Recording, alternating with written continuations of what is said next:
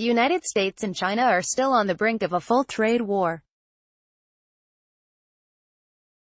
Both President Donald Trump and President Xi Jinping went to the Buenos Aires G20 summit hoping to avert it. Trump called it an amazing and productive meeting.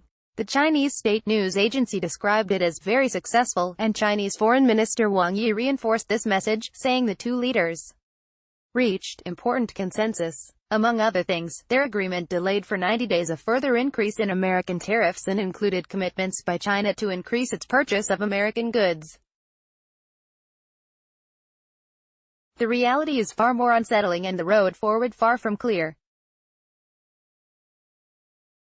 The United States is seeking things from China on a timeline that the latter is simply not structurally able to deliver, even if China wanted to do so. Instead of using the first quarter of 2019 to continue to seek a direct resolution with China on trade, Trump's best option is to play to his strengths. He should try to change the subject, even if only as a tactical distraction. The current course of action could cause the two countries to fall into a massive and disruptive set of retaliations over trade that neither intends. Further, a regional competition for influence and a long-term unstable strategic confrontation between the United States and China is not inevitable. Washington should resist the temptation to try to frame its relations with Beijing as a new Cold War, and find a way to redirect its relationship away from existing areas of conflict, most of which still remain relatively localized, toward areas where their interests overlap or at least do not conflict in strategically significant ways. This won't make the trade conflict go away, but it could reduce temperatures and get the two countries out of a zero-sum mindset. Some may say Trump is too dug into his adversarial positions with China on trade to imagine such a pivot. However, he has repeatedly demonstrated how unburdened he is by any need for continuity with past policies. To redirect its relationship with Beijing, the United States should try something fundamentally new and unexpected, launch an effort aimed at encouraging China's westward interest in the rest of Eurasia. It could include a three-pronged initiative. The first two would be dramatic departures from current U.S. policy, American participation in China's Belt and Road Initiative and membership in its multilateral financial institution, the Asian Infrastructure Investment Bank. These would create initial valuable opportunities for U.S.-Chinese investment and development. Such collaboration could, then supplemented with a reorganized Trans-Pacific Partnership that includes China and the United States and is enlarged to focus beyond the Pacific Rim to new emerging trade zones in Central Eurasia. The Belt and Road Initiative is focused on an area that is home to over one-third of the current global population and roughly the same volume of global economic activity. Evocative of the old Silk Road, which China's Han Dynasty imperial envoy Zhang Qian is credited in China with pioneering in the 2nd century BC, the idea of the Belt and Road Initiative appeals to the imagination of many of the populations along its various routes as few policy initiatives could. American companies GE, Caterpillar, and Honeywell already have multi-billion-dollar businesses with Belt and Road projects. Such projects could become long-term driver of U.S. goods and services. However, without official U.S. engagement, American companies risk being exploited and marginalized as China becomes more sophisticated at replicating the products and services currently being offered by these U.S. firms. There are many critics of the Belt and Road Initiative who dismiss it as an unfunded public diplomacy gesture or characterize it as primarily an effort to counter U.S. interests. The U.S.-China Security and Economic Review Commission report to Congress earlier this month indulges in fact-free ideological extrapolations about how the People's Liberation Army might be tempted to use Belt and Road Initiative as an excuse to project power. There is no question that there are many ways in which American and Chinese interests conflict beyond trade, from the South China Sea, to anti-access strategies around Taiwan and new capabilities in artificial intelligence and space. Further, U.S. treaty obligations to Japan and South Korea require it to defend these allies against any attempt by China to threaten their territory and autonomy. Any actual collaboration between the United States and China would need to be carefully reviewed. However, this initial proposal by Washington to Beijing does not require any change to U.S. security posture towards China and is compatible with a wide range of views of U.S.-Chinese relations and interests today. Whereas before, critics may have debated whether the United States was even up to such an effort, this is clearly no longer the case with the recent passage of the BUILD Act in the U.S.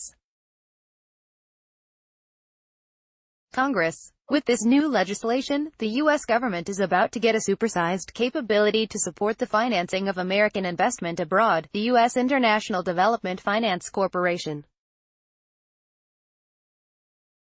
With a lending capacity of $60 billion, it is roughly twice the size of the current U.S.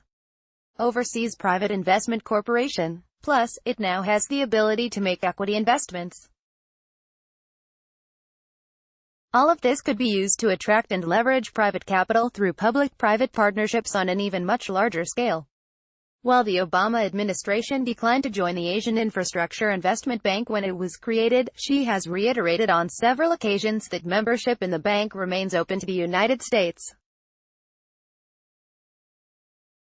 Established with extensive input from private American legal advisors and international financial institutions, the bank is proving thus far to be a transparent and effective lending institution, contrary to early fears expressed by its two main critics, Japan and the United States. Japan was primarily concerned about competition with the Asian Development Bank, and the United States originally viewed the effort as in to rival the World Bank. Over the past several years, skeptics have increasingly come to see Asian Infrastructure and Investment Bank simply as a way to expand available financing for infrastructure in a developing part of the world that has not previously received sufficient attention. The United States is only ceding influence in Eurasia by not being a member. After Trump removed the United States from the Trans-Pacific Partnership negotiations, the 11 other countries proceeded to complete negotiations on their own. The agreement came into force at the end of October as the Comprehensive and Progressive Trans-Pacific Partnership.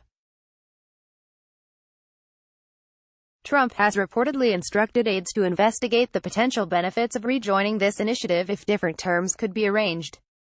This collaboration between China and the United States on infrastructure development would be disruptive in the sense it would be entirely contrary to what China would expect, and it would be intended to at least temporarily reorder the agenda and expectations in U.S.-Chinese relations. Even if it only served the short-term goal of creating breathing room between the countries on the trade crisis, it would be successful. If nothing else came of the gambit, the United States could then decide to pivot back to business as usual. Nothing would be lost. However, if the overture demonstrated incremental results, this disruptive collaboration could develop an expanded bilateral agenda between the countries that could diffuse tension and expand windsets, all the while allowing the two leading global powers to associate themselves with beneficent goals that broadly advance the interests of developing nations. This would not require an American return to the apparently deceased, responsible stakeholder approach to China, but could lead to a more practical accommodation of interests in pursuit of elusive, transcontinental equilibrium. In most auspicious circumstances, the disruptive collaboration could be used to make it more difficult for countries in the heart of Eurasia to collude against American interests by increasing the coherence of U.S.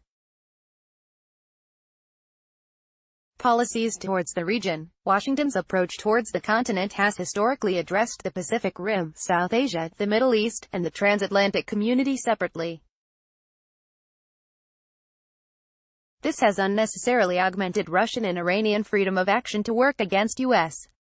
interests in Europe and the Middle East.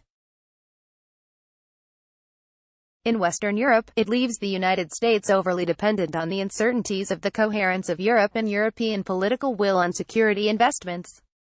In East Asia, it continues to lock the United States into intractable strategic challenges over the Korean Peninsula and Taiwan, where American and Chinese perspectives and interests conflict too much to enable any real resolution or sustainable solution. Ultimately, in the worst-case scenario, this attempt to change the subject could buy some time in the trade dispute with China. In the best-case scenario, the initial overture could evolve into a larger strategy, giving the United States a hand in helping catalyze and shape the future of global growth and trade, extending the course and duration of its own global influence. And if all else still fails in the bilateral relationship, this approach would serve as a hedge, having allowed the United States to keep China close in the time period prior to any tectonic rupture, diluting its role as a convener in Eurasia and allowing it to gain a better understanding of mindsets and interests. Job: C. Henning is CEO of Grid Energy and partner in Oxano Strategies, companies that promote and develop sustainable energy initiatives. He is a fellow in the Asia-Pacific Mansfield Society at the University of Montana and former co-director of the U.S. Congressional Commission the Project on National Security Reform. Earlier in his career he worked in Eurasian strategic futures for the Office of the Secretary of Defense and the National Intelligence Council. Image, Xinhua.